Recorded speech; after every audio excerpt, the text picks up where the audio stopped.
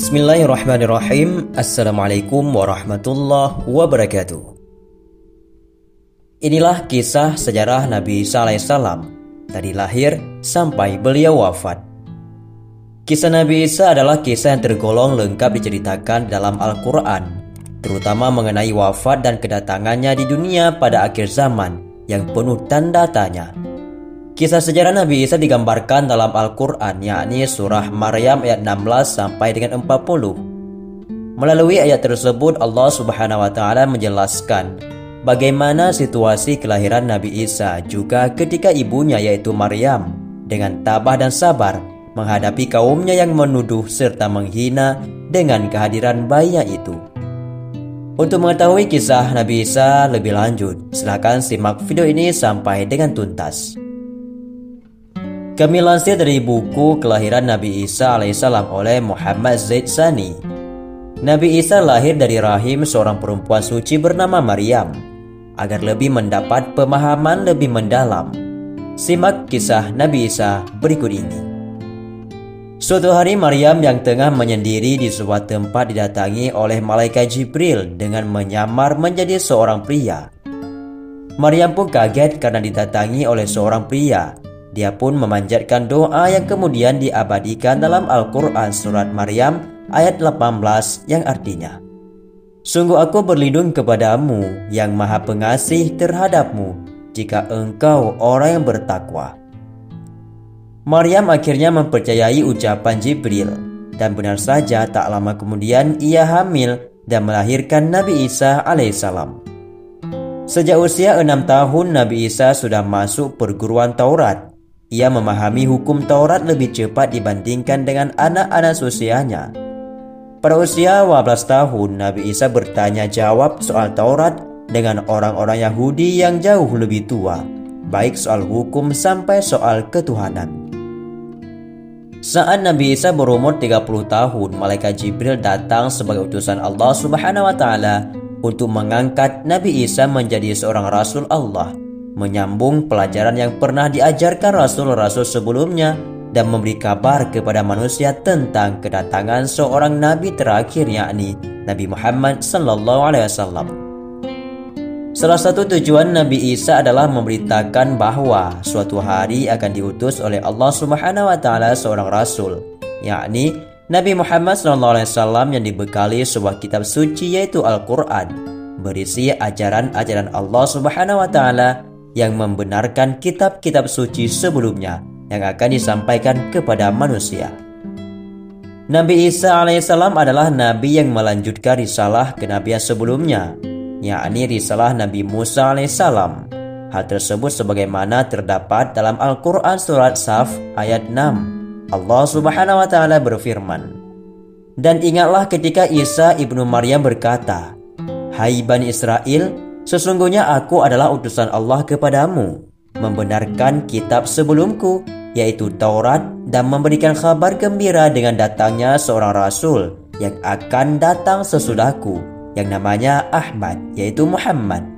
Maka tatkala rasul itu datang kepada mereka dengan membawa bukti-bukti yang nyata, mereka berkata, 'Ini adalah sihir yang nyata.'" Al-Quran surat Saf ayat 6. Banyak penduduk Bani Israel yang kemudian iri dengan mukjizat-mukjizat yang diterima oleh Nabi Isa. Kedengkian mereka berubah menjadi keinginan untuk membunuh. Dalam surat An-Nisa ayat 157 sampai 159, di situ diceritakan bahwa mereka kaum Bani Israel mengaku telah membunuh Nabi Isa, padahal kenyataannya mereka tidak membunuhnya dan tidak pula menyalibnya, karena Nabi Isa telah diganti dengan orang lain yang menyerupainya. Yang sebenarnya terjadi adalah Allah Subhanahu wa Ta'ala mengangkat Nabi Isa ke langit dan menempatkannya di tempat yang dikehendaki Allah Subhanahu wa Ta'ala. Dilansir dari buku Polemik mengenai Nabi Isa karangan Kiai Haji Simon Al-Yasir, sebagian orang berpendapat bahwa kematian yang terjadi pada Isa adalah kematian pada umumnya, disalib, dan sebagian yang lain berpendapat bahwa jasad dan ruhnya diangkat oleh Allah dalam keadaan masih hidup. Begitu pula mengenai kedatangannya nanti pada akhir zaman. Sebagian orang berpendapat Nabi Isa akan benar-benar datang kembali sebagai petanda akan terjadinya kiamat. Namun sebagian lainnya menyatakan bahwa belum pasti Nabi Isa akan muncul kembali, karena Nabi Muhammad telah dinobatkan sebagai penutup para nabi dan juga rasul. Nabi Isa alaihissalam merupakan salah satu nabi dengan berbagai mukjizat seperti yang telah disebutkan dalam Al-Quran. Menurut buku Kisah Nabi Ulul Azmi oleh Lisdi Rahayu, Nabi Isa termasuk dalam golongan Ulul Azmi, seperti halnya Nabi Muhammad SAW. Adapun yang dimaksud dengan Ulul Azmi adalah mereka yang punya keteguhan luar biasa dalam menyampaikan wahyu Allah Subhanahu wa Ta'ala. Selain tak gentar untuk menyebarkan keimanan kepada Allah Subhanahu wa Ta'ala, Nabi Isa juga dibekali beberapa mukjizat untuk meyakinkan umat akan kebesaran Allah Subhanahu wa Ta'ala. Bagi mereka yang yakin keberadaan mukjizat Nabi Isa dapat meningkatkan keimanan mereka terhadap Allah. Hal itu sebagaimana disebutkan Nabi Isa dalam surah Ali Imran ayat 49. Sesungguhnya pada yang demikian itu adalah suatu tanda kebenaran kerasulanku bagimu, jika kamu bersungguh-sungguh beriman.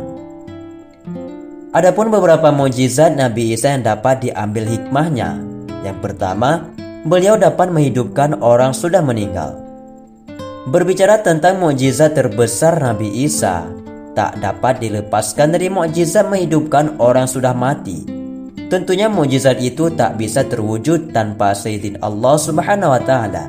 Kisah Nabi Isa menghidupkan orang mati disebutkan dalam surat Ali Imran ayat 49 dan surat Al-Maidah ayat 110.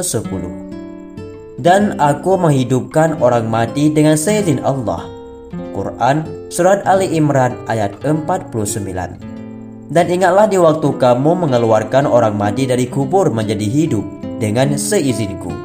Quran surat Al-Maidah ayat 110.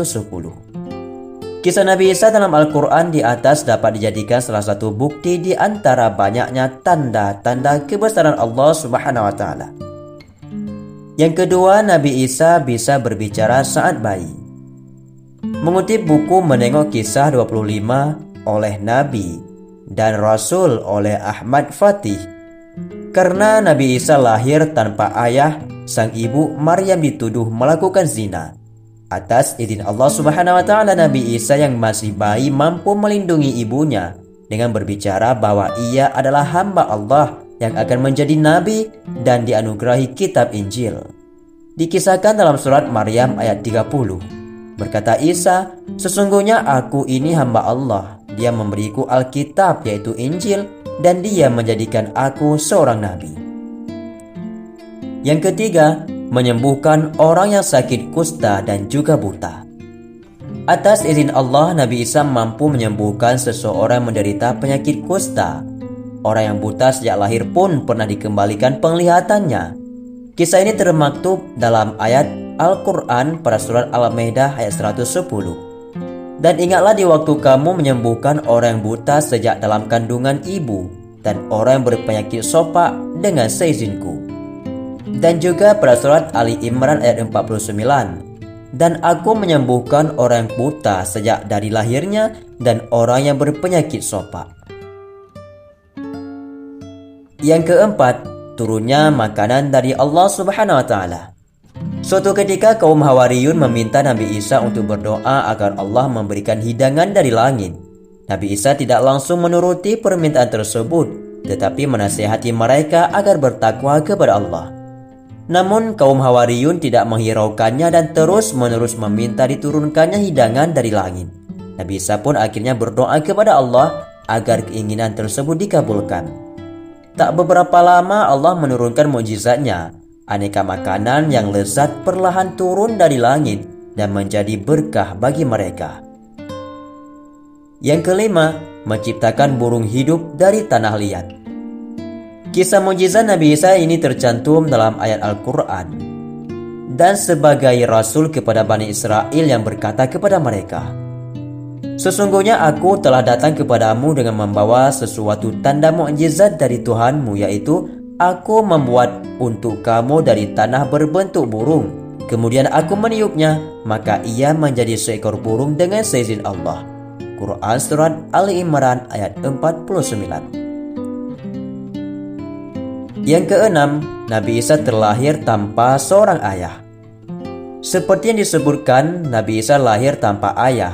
Kelahirannya merupakan mukjizat dari Allah yang meniupkan ruh Nabi Isa ke tubuh Maryam. Hal tersebut sebagai tercantum dalam Al-Quran pada surat Maryam ayat 33. Dan keselamatan semoga dilimpahkan kepadaku, Isa alaihissalam, pada hari aku dilahirkan, pada hari aku meninggal, dan pada hari aku dibangkitkan hidup kembali. Suatu ketika orang-orang Yahudi berencana melakukan pembunuhan terhadap Nabi Isa. Mengetahui bahwa hidupnya dalam bahaya, Nabi Isa pun bersembunyi. Namun persembunyian Nabi Isa berhasil ditemukan. Allah lalu menyelamatkan Nabi Isa dengan mengangkat jiwa dan raganya ke langit. Oleh Allah, murid Nabi Isa yang berkhianat juga dibuat menyerupai sang Nabi agar Bani Israel mengira bahwa dialah Nabi Isa yang mereka cari selama ini.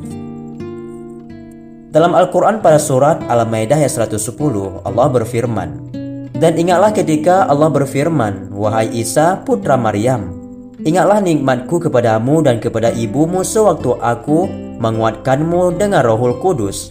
Engkau dapat berbicara dengan manusia pada waktu masih dalam buayan dan setelah dewasa. Dan ingatlah ketika aku mengajarkan menulis kepadamu hikmah Taurat dan juga Injil. Dan ingatlah ketika aku membentuk dari tanah berupa burung dengan seizinku. Kemudian engkau meniupnya lalu menjadi seekor burung yang sebenarnya dengan seizinku. Dan ingatlah ketika engkau menyembuhkan orang buta sejak lahir dan orang berpenyakit kusta dengan seizinku. Dan ingatlah ketika engkau mengeluarkan orang mati dari kubur dengan seizinku. Dan ingatlah ketika engkau menghalangi Bani Israel dari keinginan mereka membunuhmu, dikala waktu engkau mengemukakan kepada mereka keterangan-keterangan yang nyata. Lalu orang-orang kafir di antara mereka berkata, ini tidak lain hanyalah sihir yang nyata." Nabi Isa juga diberikan kemampuan mengetahui apa yang disembunyikan orang lain.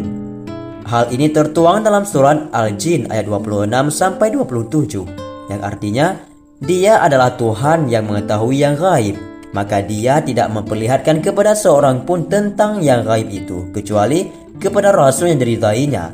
Maka sesungguhnya Dia menghadapkan penjaga-penjaga malaikat di muka dan di belakangnya. Hingga detik ini umat Islam mempercayai bahwa Nabi Isa masih hidup. Sejak kelahirannya, Nabi Isa alaihissalam sudah menunjukkan tanda-tanda kenabian dan beberapa mukjizat yang diberikan oleh Allah Subhanahu wa taala. Terdapat banyak sumber yang menyebutkan bahwa Nabi Isa masih hidup di bumi sebelum pada akhirnya diangkat ke langit oleh Allah Subhanahu wa taala pada umur 33 tahun. Kendati demikian, banyak pula yang meyakini bahwa kisah Nabi Isa diangkat ke langit di usia yang ke-120 tahun. Wallahu a'lam bishawab, itulah sekilas kisah tentang Nabi Isa. Semoga bermanfaat dan menjadi ilmu pengetahuan yang baru. Wallahu a'lam. Assalamualaikum warahmatullahi wabarakatuh.